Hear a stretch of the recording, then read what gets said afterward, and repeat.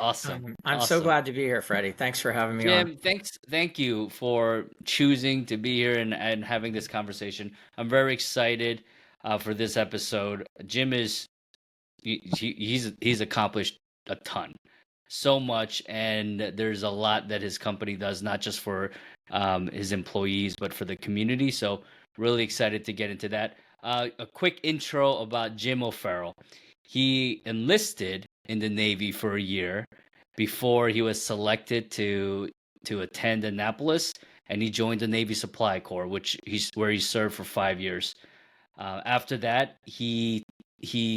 Jim took that mission first mindset into government contracting and worked in the industry everywhere from KPMG, Booz Allen, Portal Dynamics, Applied Knowledge Group, the where you had positions of increased responsibilities, and now you're the president and CEO of AMSG, where he joined in 2010. AMSG, you guys are rooted by 6C values: competence, courage, compassion, character, communication, and community. Catchy. And the company's been awarded. You're an award-winning firm. Numerous awards in the DMV area to include Inc. 5000, Best Places to Work, DAV Patriot Employer. Just there's a lot of recognition your company has gotten. What I do want to highlight real quickly to wrap up this intro is what you are doing for your employees and for your company by allowing philanthropy opportunities for children and vets. You guys are giving opportunities to build orphanages in Kenya, Guatemala, reforestation, schools in Honduras, and that's only for the children. For the veteran side, you have so much more. Okay, there's a lot to cover. Jim, welcome. Do you have anything you wanna add before we start? Well, no, Freddie, I really appreciate people like you that are out in the community like this, giving military veterans an opportunity to talk about their businesses and how they started and have grown their businesses and maybe some of the challenges they've faced over the years. It's just really great that you're doing something like this. It's appreciated. Man, thank you so much.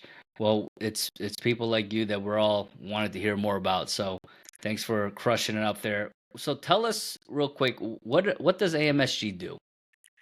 Yeah, so AMSG is a government contractor. We've been around since about 2008, 2009, and we are about 150 employees now. The work that we do covers really a broad spectrum of services to the government. So on the one hand, you look at a contract with the Marine Corps, one of our contracts there, we're helping the Marines figure out, okay, if you were in Ukraine right now and the Russians were swarming drones at you, what capabilities would you need to defend yourselves, defeat the threat, even maybe take the fight to the enemy. And then on the other hand, over at the Department of Energy, we support the National Nuclear Security Administration. They've been in the news a little bit lately. We actually support the Office of Secure Transportation. So transporting some things that we can't really talk about, but you know what I Yeah. mean? So some of our work is very high mission critical. In fact, we think it all is, but it's been really, kind of an honor to be a company that supports these missions. We say our tagline is forging solutions for the missions that matter. And Hmm. that's kind of where we are with it. Awesome. After your stint in the Navy as a supply corps officer, why did you choose to go into government contracting? I'm curious. Yeah, I got out of the Navy and actually was going to MBA school at night, and I met this guy who worked at AT&T, and he was a general manager. And this was in the days before Indeed.com and staffing firms that would help you find a job and things like that, Hmm. unless you had a lot of money to pay, big dollars and stuff. So I was getting out. I met this guy. He was saying I could get you a job at AT&T. So my first job actually out of the Navy was I went to training in Colorado, and I came back and I was selling phone systems on K Street, where all the lobbying firms and stuff are, which I found out later I was immediately hated by all the other sales reps because that was seen as a dense, high probability of win, like high sales volume opportunity. And it was. And I loved it. I mean, I had Mm. a great time there. I learned so much. I had a mentor. They paired you up on your first day back from training with a guy that was probably my age that I am now. And to me, I thought he was old as dirt. I mean, true story. So, true story. I show up from training and he sits me down in the conference room and he's like, Jim, so we're going to sell phone systems. I'm going to teach you how to sell. I know you learned a bunch of stuff in class. It was kind of like going to boot camp, Mm. and then you get to your unit, and they're like, "Yeah, that's not how we do it here. We have a different way of doing it here." Yep, yep, And yep. so Agreed. he was going to teach me. So at the end of our conversation, he says, "I'll see you tomorrow at 4:30." And literally from the mouths of babes, I say, 4:30 in the afternoon, are we going to happy hour? And he says, dumbass, 4:30 in the morning. We're going to hang door tags on all the offices, all the law firms. And Mm. 4:30 is important because the concierge people haven't gotten there yet, and the security guard is usually half asleep, and he'll let you walk by him. And so that's how I started my career, was selling phone systems. And I look back on that and I just say the value of learning to sell, because you're always selling. I tell my team members at Mm. AMSG that you're selling your spouse, your partner, your children, you're selling and somebody Mhm. on an idea. Like Mhm. this is what has to happen this weekend, kids. The chores have to get done or Mm. whatever it is. You're always and with team members especially, you want to have that kind of sales mindset, but in a way that people know that you care about them, and Yeah. that's what came through. And then I did that for like a year and a half. And what I didn't like about it, because it's always with any job, it's like it's no job to me is perfect. You're going to have Mm. things you like and don't like. What I didn't Mm. really like about it was you were pretty much on your own. It was a solo sales role, and you were just going, pounding the pavement and then going to meet with a prospect, going to meet with a prospect, going to meet with a prospect. And what I missed was what I'd had in the military, which was something, a purpose, something larger than myself, being involved in some Mm. bigger mission. And that's when I turned toward government contracting and got a job there. Awesome. Yeah. And you've I mean learned from, from the ground up, and you've worked on contracts, and you started leading companies, and now at AMSG where you are president and CEO. I know for you, while you're running AMSG, it's super important for your employees and you to have a passion, right? Not just Mhm. to serve, but for helping communities. Tell me a little bit about how you just, about your programs to get them involved. Yeah, we have started a few years ago our employee experience program. We formed an EET, Employee Experience Team, and Mm. that's comprised of several folks from our headquarters. And we have a meeting every other week where we sit down and talk about what are we doing for our team members? How are we making things better for them? The origin story of that EET and the whole employee experience program really started during COVID, when people were working from home, everybody's at home, everyone's feeling, not everyone, but some were feeling isolated. And we started, something called our hobby program, which reimburses up to $1,000 a year for a team member, an AMSGer who wants to do something outside of work.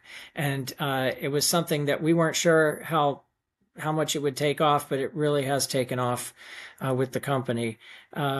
And then, another area you mentioned, the philanthropic part. We send people on trips overseas, like you mentioned, Kenya, Mm. Honduras, but we also do things here in the United States as well. We have Mm. different service project days that we will support folks to have the day.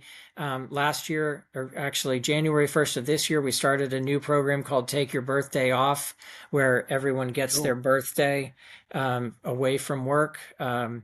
And so, a lot of different things, a lot of Why development are and these training. important to you?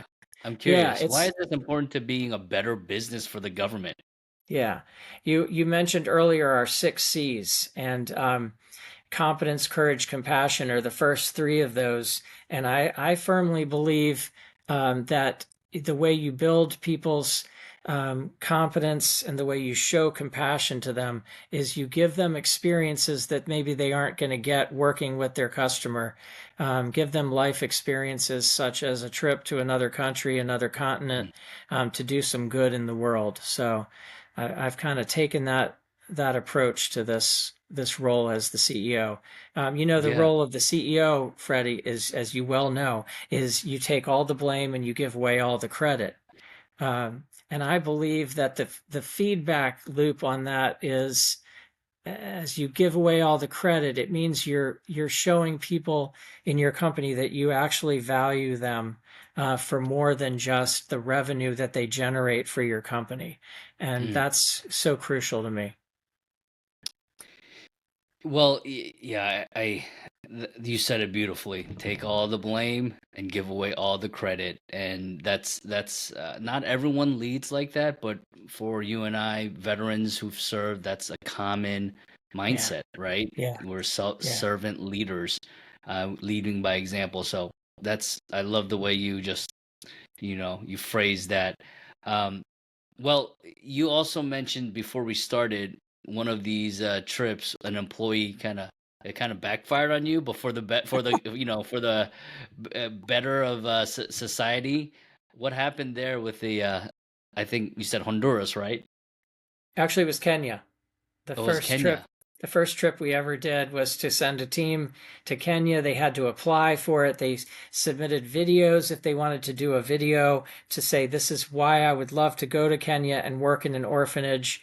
And Okay. the one thing I didn't mention, Freddie, is every trip there's some kind of a payoff at the end too for the employee, and that is, so with Kenya, they worked in the orphanage for several days, and then they went on a safari for several Oh, days. cool, And cool. so that was kind of seen as like, here's your reward. Here's something fun you're going to get to do.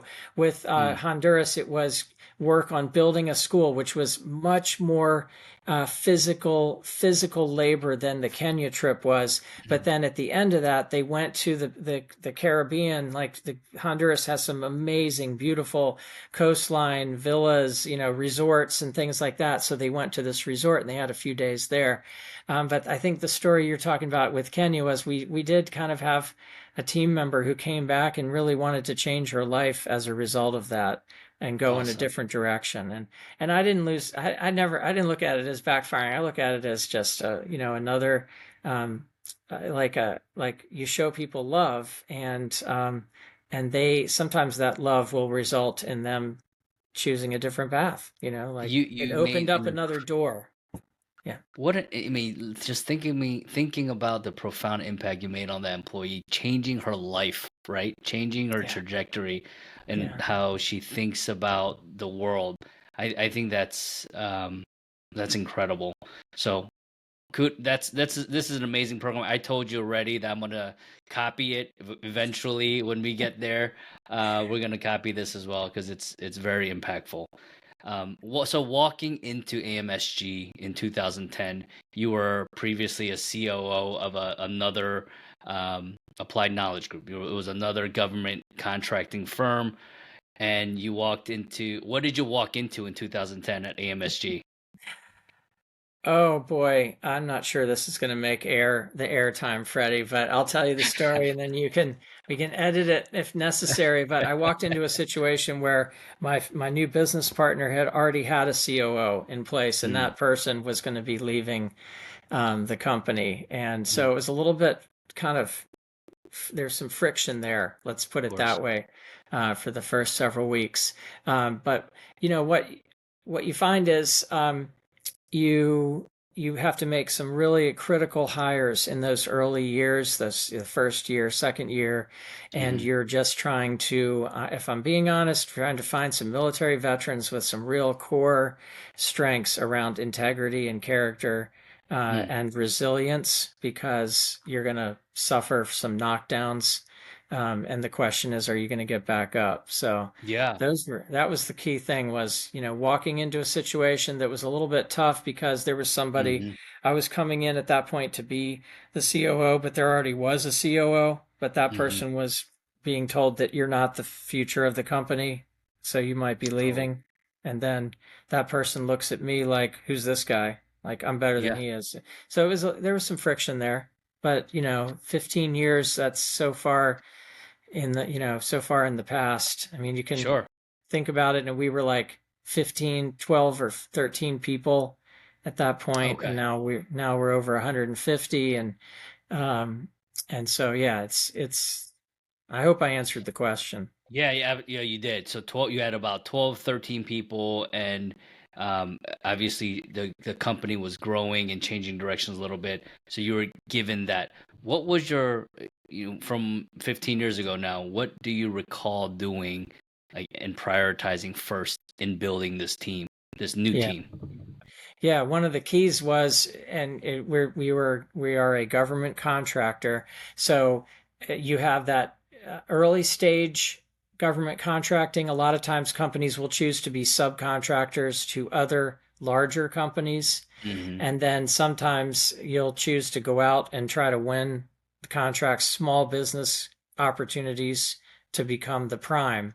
And we mostly focused on being the prime, and that was a strategic decision, so that over the years we ended up where like 93% of our revenue is prime contract revenue, and we have other companies as subcontractors, both small, large companies. And so what you have to have there, one of the things we did was we outsourced the back office. A lot of the HR was all outsourced, and recruiting outsourced, benefits, as much as we could outsource things that weren't our core capability, core skill sets, and focus to the front on the front office of selling to customers the services that we were going to be providing.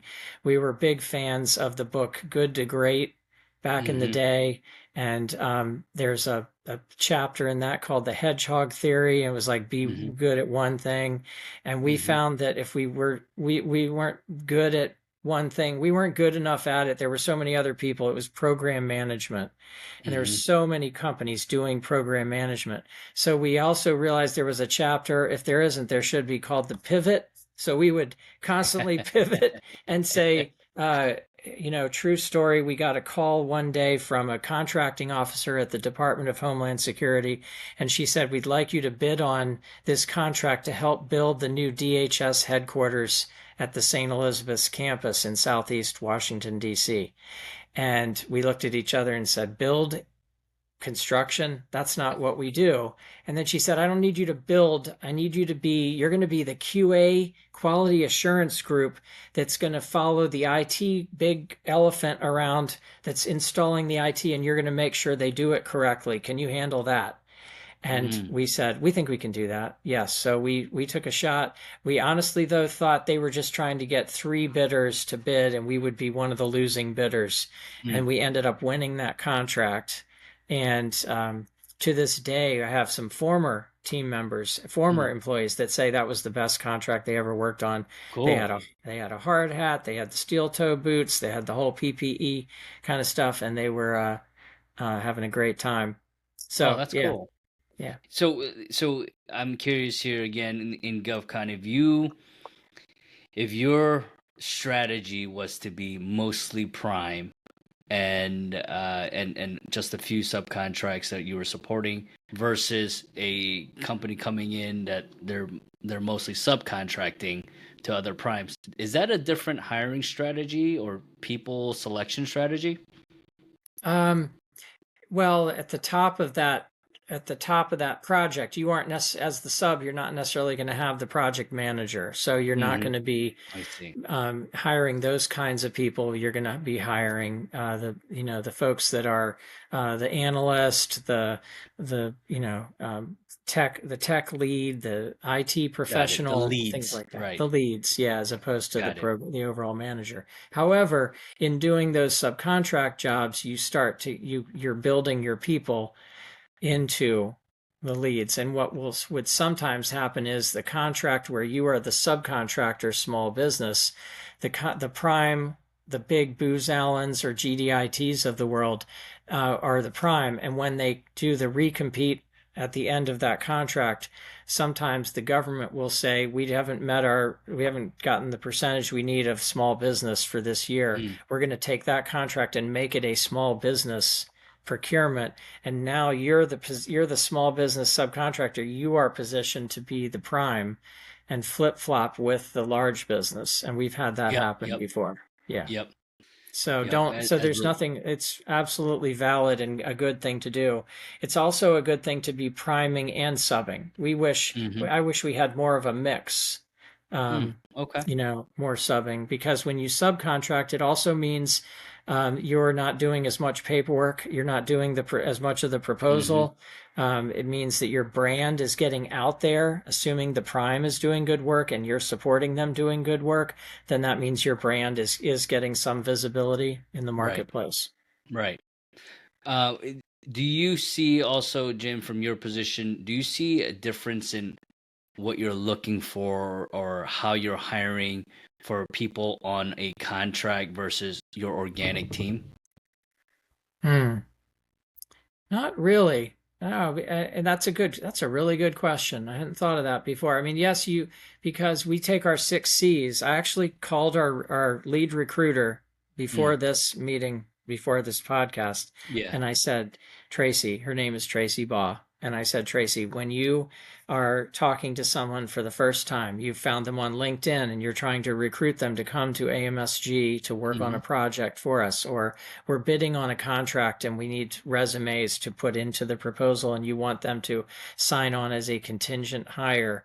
I said, how do you approach that? And she said, I try to always keep in mind two things. One, I treat them the way I would like to be treated. So Mm, I, I stay in touch with them. I listen when they're talking to me.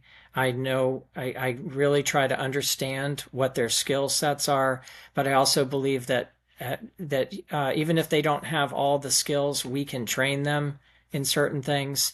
And then secondly, I always keep our 6 C's: competence, courage, compassion, character, communication, and community in mind as I'm interviewing them. So I was trying to think the answer to your question is we want the people that work in our corporate office to have the same character, mm. integrity, resilience. We want them to Mhm. have that on the project teams supporting our customers, just like they have in the corporate Awesome. office. No, Yeah. that's And oh, Freddie, that's another thing I just also want to mention is that mhm. something we talk about a lot is we believe that the corporate office is there to serve the project teams that are supporting the government customer, not the other way around. And that's over the years, we've seen that come up where in some cases it was a person who worked at a really big company and they were used to having like a staff, or they're used to being served kind Mhm. of in the anti-servant leader mindset, the servant Mm, leader you mentioned earlier. And mhm. it's too hard for them to shift their mindset to saying, I'm here to actually serve these people that are doing the hard work of working with our customers. Our customers are not all super friendly. Mhm. They are under pressure. The government's under pressure. They're trying to get a mission done, and so we want to make sure that they have what they need. So the mindset is key, and Tracy sounds like a phenomenal Yeah, teammate. That's she's going awesome to that she watch does that. this too, Freddie. So we're Yeah. both saying really good things about Tracy. Hi, Tracy. I love you. Tracy, And you are right on with how you're hiring for mindset.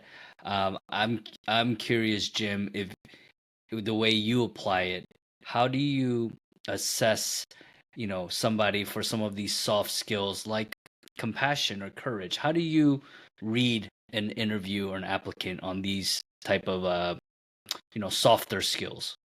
yeah, that I tell you what, that's really hard to do because Mm. you're getting one, two, three, four interviews max, and so it's Mm-hmm. hard to know.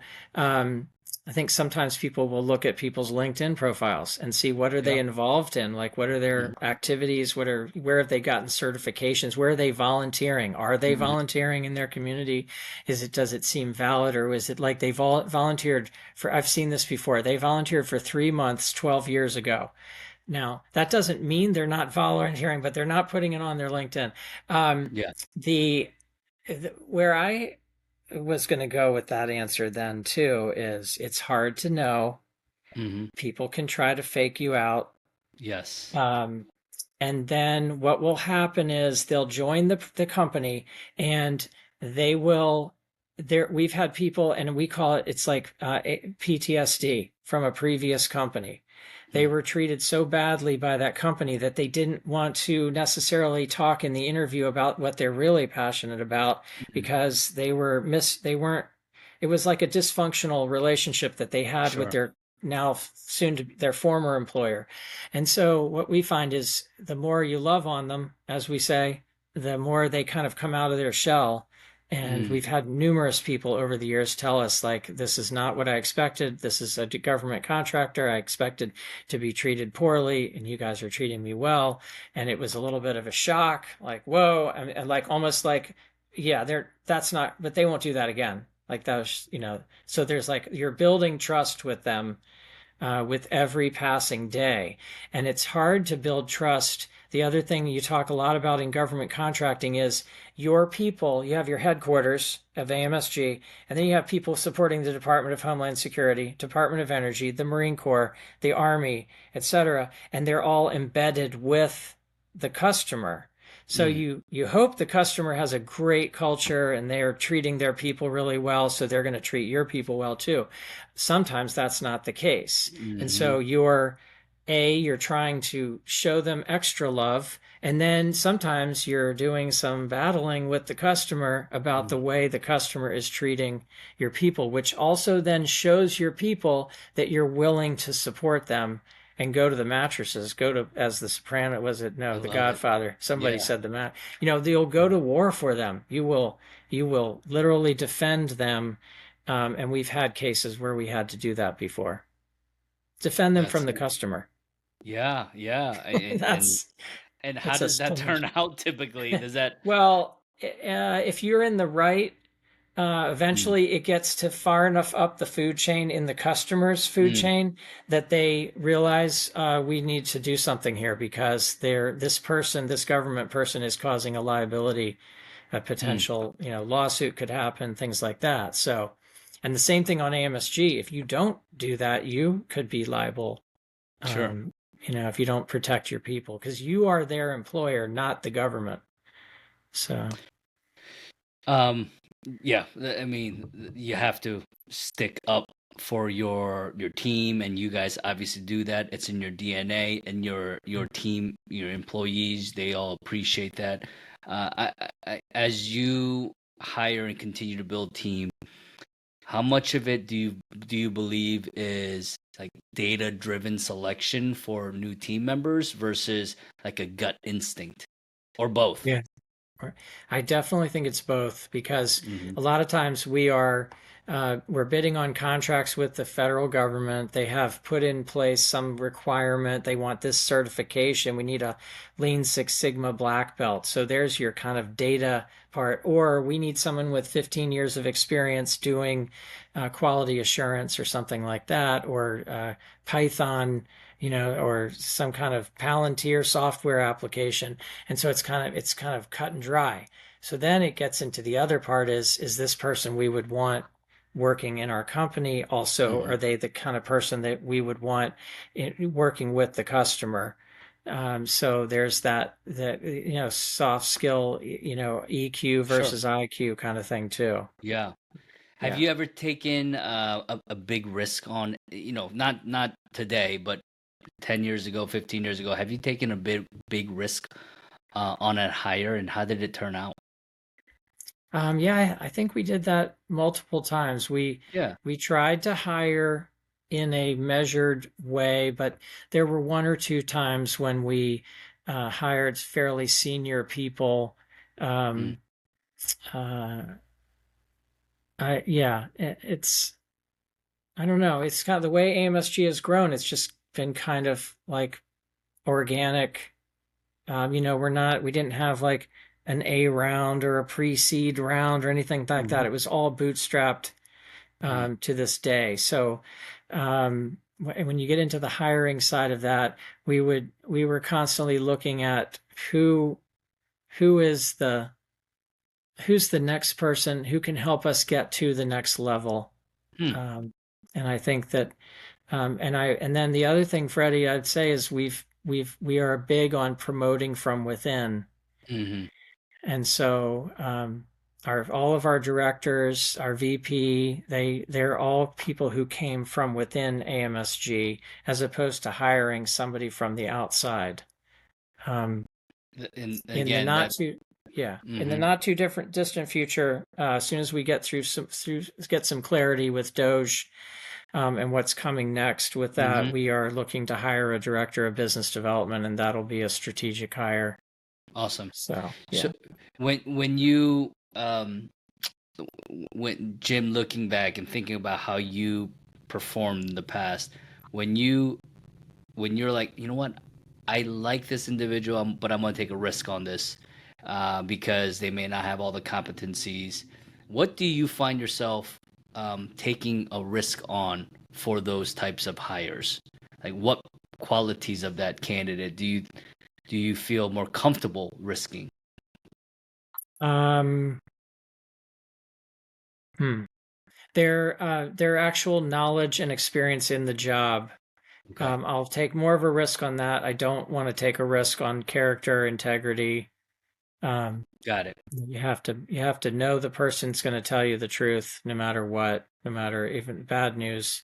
The boss needs to hear bad news. Cool. And if you're the kind of boss who turns people off and abuses them or anything, they'll never tell you.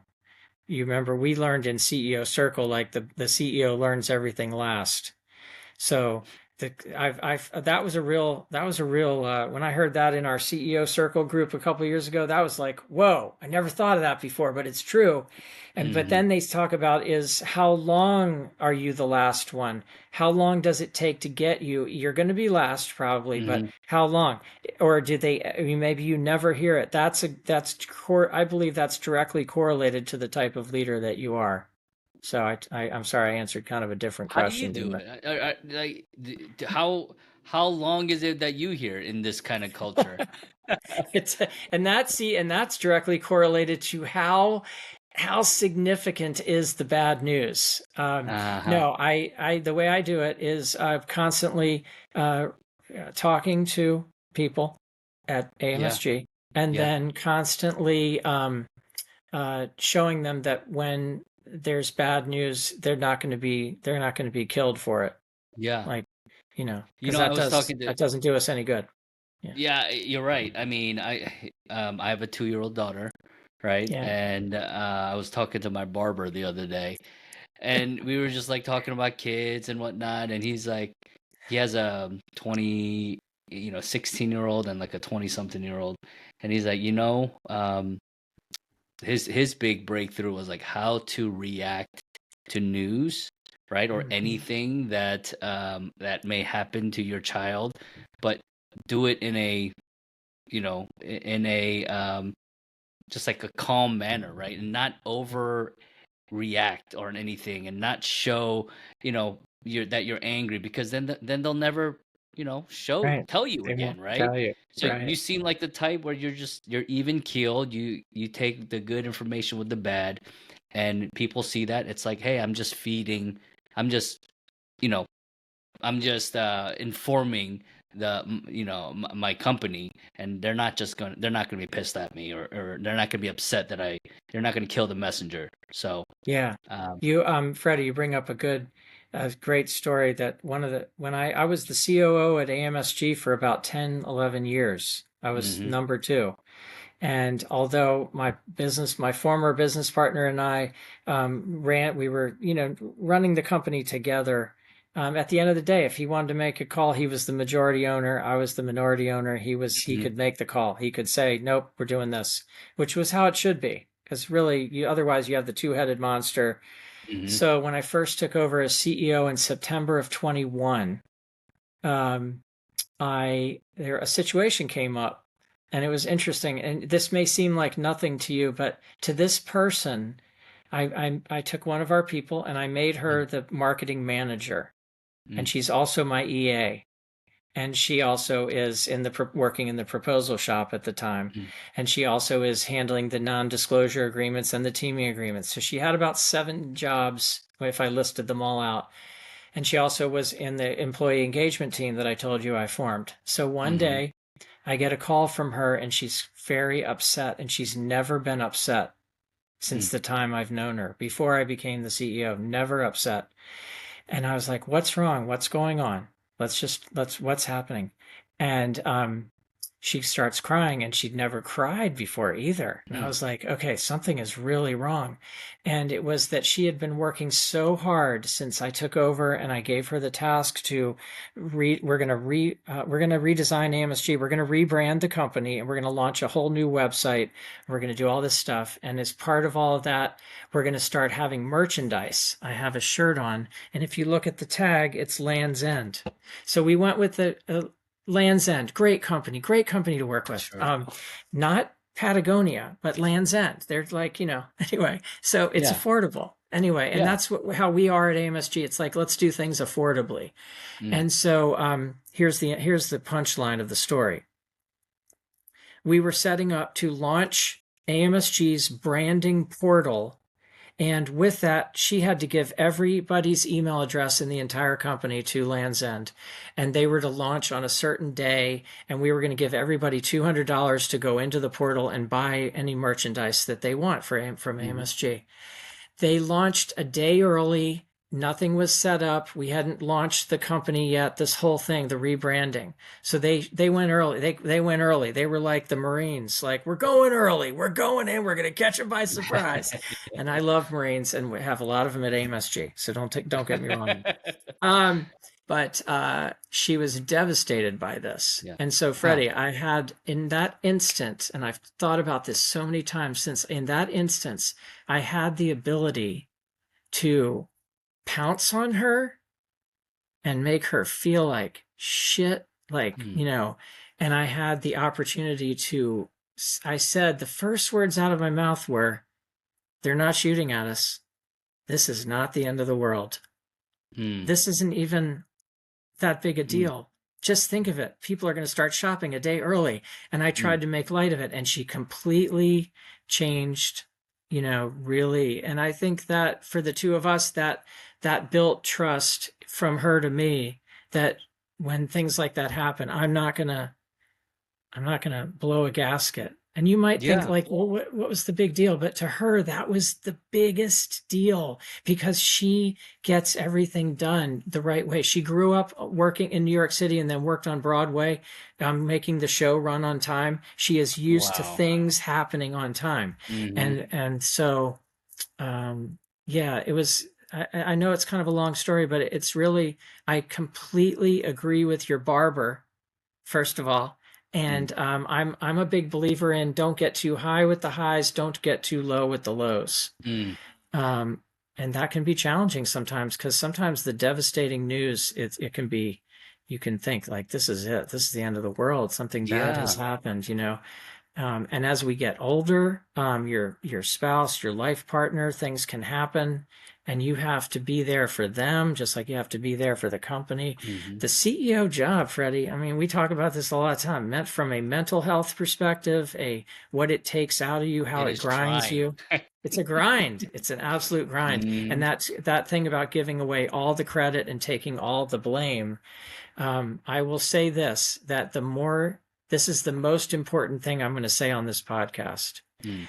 The more you love your team members, they will give it back to you in ways you can't expect. Recently, we terminated someone, and she told me she loved me when the termination was done. Mm. And she said, "It's because of the way you guys treated me, the way you continue to treat me. If you'll have employees that become former employees, and they're still in touch with you."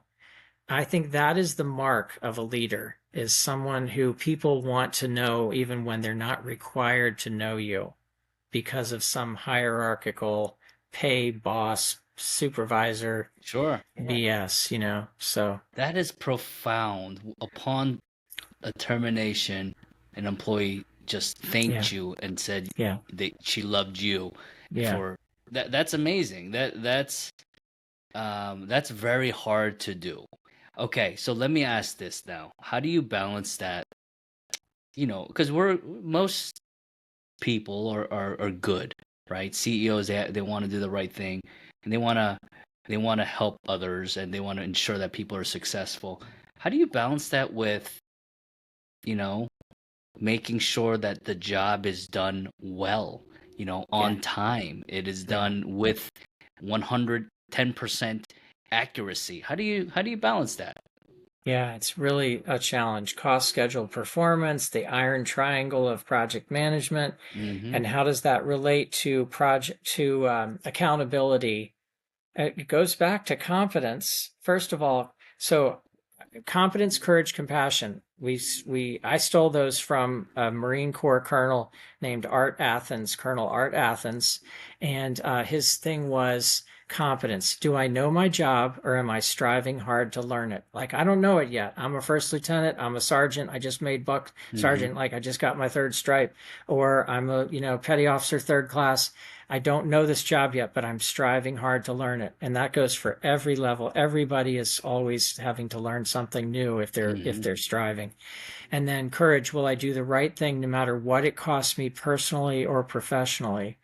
And compassion, do I love my people?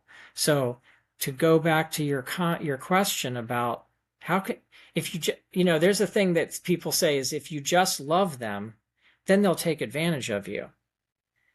So you won't get the performance out of them that you're looking for if you just love them. Mm. I think that there's something wrong with that. I've never really sat down and just completely thought it through. So this is a little bit shooting from the hip, but Sure. in our experience at AMSG, if you love people, um, they will do a better job. They will love the customer even when they don't really want to love the customer because the Mm. customer is being a jackass. And they will do it because they feel like they are part of something bigger than themselves. Sure. And that love that you show them, it cuts through a lot of the maybe the fear that they have, anxiety that they have, and it goes back to what we talked about earlier with you. They know you have their back. Now, does that mean that I mentioned earlier we had to terminate someone for performance? Like, Mm. does that mean we don't ever have to terminate people? No, of course we do, because I chalk that more up to they're not a fit. Like, they Mm. didn't buy into the program. The program is we are going to love you and care for you and nurture you. And like, I started to say like children. They're not children. They're grown-ups. Yeah. I had a Navy SEAL one time who was helping do like a team building thing for this high school team that I helped coach. And he was like, I was like, the other coach goes, you're going to make them do push-ups right now? Yeah, these are grown ass men. Get on the deck. Get on the deck, and it's that kind of thing. Our team members are grown ass people. They're grown ups. And Mm-hmm. so we treat them as Sure. we, we treat Yeah. them as grown ups. Sure. But that doesn't mean we don't, but in doing that, we love them. Yeah, and Yeah. it sounds like, Tracy being a superstar on your team, she makes sure that, the baseline is there for people to perform and have the competence, and Right.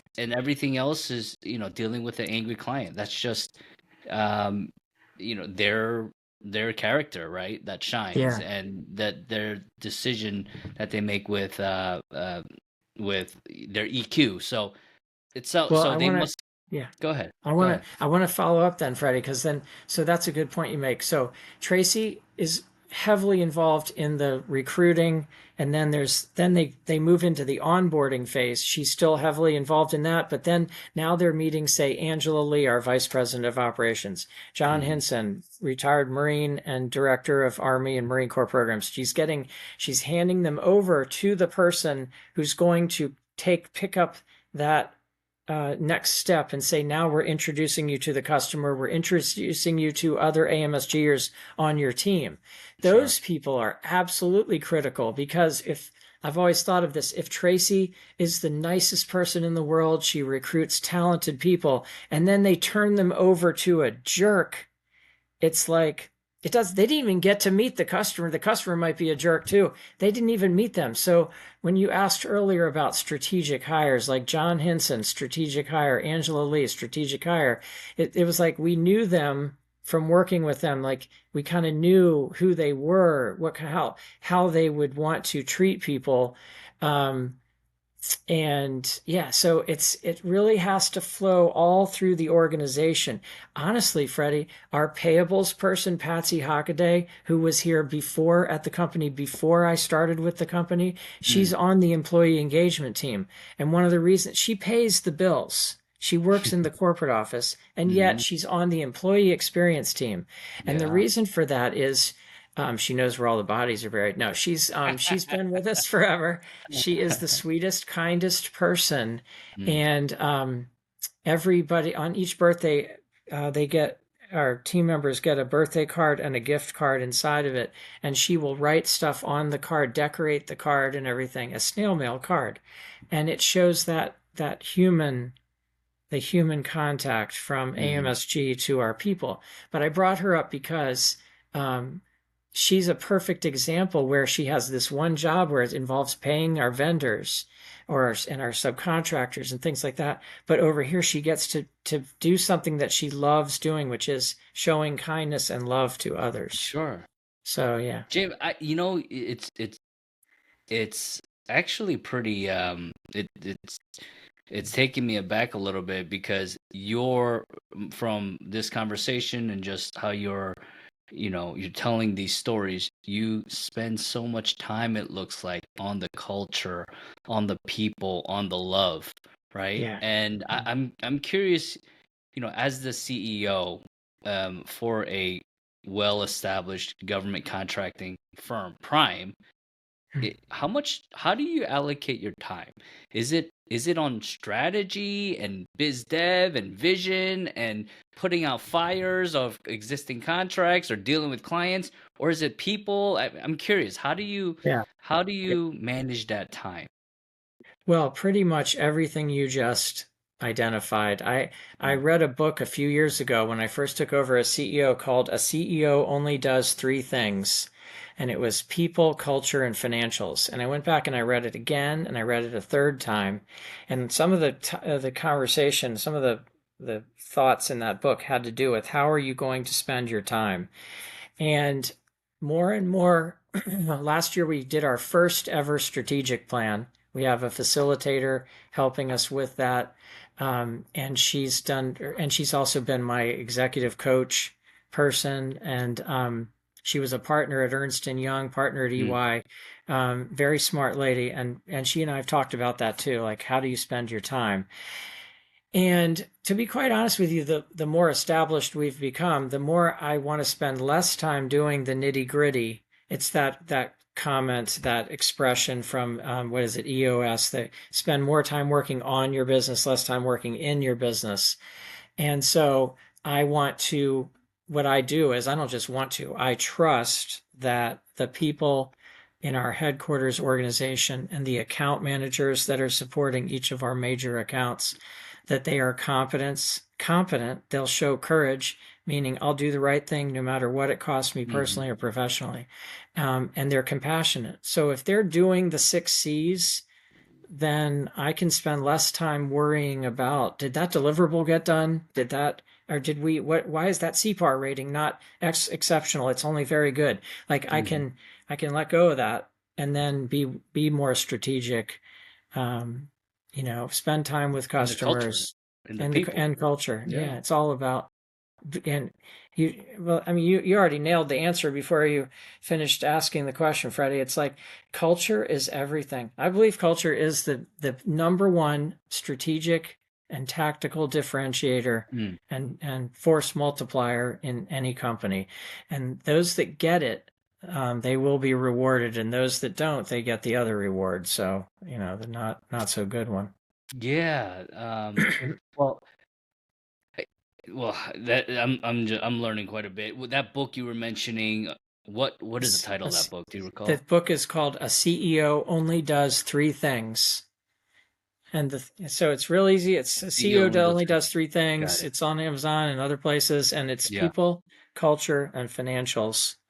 And I also believe if you do the people and the culture right, the financials take care of themselves too. But Hmm. you have to put some thinking into that. How are you bidding on projects, and what kind of margins, what kind of goals have you set up for your margins and Exactly. things like that. Um, Yeah. what do you feel is the hardest part about building a strong team that people don't talk about? Hmm. That people don't talk about. They Okay, well, the thing that people don't like to do is give feedback, Mm, especially constructive feedback in most cases. I think as military veterans, we are used to getting feedback in most cases. Most branches of the military are comfortable doing that. Um, and so, I think to have a really highly effective team, you have to be able to tell people when they've screwed up in a way that they can grow from it. hmm They're not being shot. They're just being told, we could do better next time. How can we, and ask them, how can we do better next time? mm. How could we achieve a better outcome? And then the other side of that is that they feel comfortable that they can tell their boss when their boss has screwed up or is about to screw up. And Huh. that's actually the courage. The Colonel Art Athens, the courage was he told a story about needing a lance corporal to tell him when he was about to screw up, like about to do something really stupid. And That's awesome. That's and pretty cool. yeah, so that's where it comes from is It's if like, you have if you're successful, your people will tell you. If you're successful in your leadership, your people will tell you when you're screwed up. yeah. Yeah. There's a book that I talk about often, Buy Back Your Time by Dan Martell. Okay. Um, it's a it's it's it's a book about using and leveraging your business and the people there to help you focus on the business, right? Mhm. And instead of in the business constantly.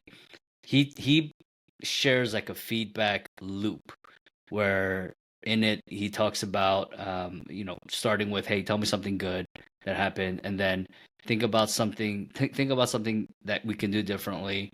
Let them think about it for 10 seconds and then ask them to talk about it, and it just there's like a series of steps. I'm curious, do you have a way that you ask for feedback or ask your people to give feedback? Is there a structure that you suggest they use? Because I was very bad at this in the beginning, Yeah. and Yeah. if I when I was a detachment commander like in SF, if I had that, I would be so much better. I realized, Yeah. Yeah. but I didn't have that. I didn't know Yeah. how to do that well. So yeah. Well,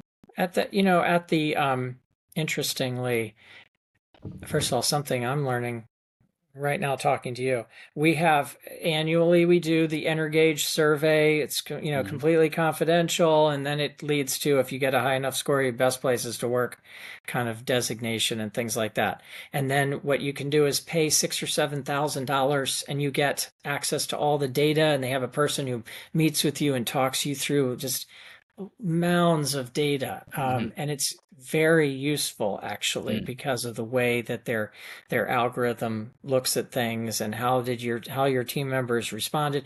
And by the way, you have to have a certain percentage. I want to say it's like 90% participation in the survey in Okay. order to Okay. even be considered for best places to work. Hmm. So I would say that's one way that we get feedback that's really unvarnished, like they're just telling Sure. you like it Third is. party, right? They're gonna one of the areas that we found where we had weakness for a couple of years was, have you looked for a job in the last 30 days? No, was it that one or was it? And that's by contract. If a contract is coming up for recompete, people will start looking for other jobs in case we don't win the recompete.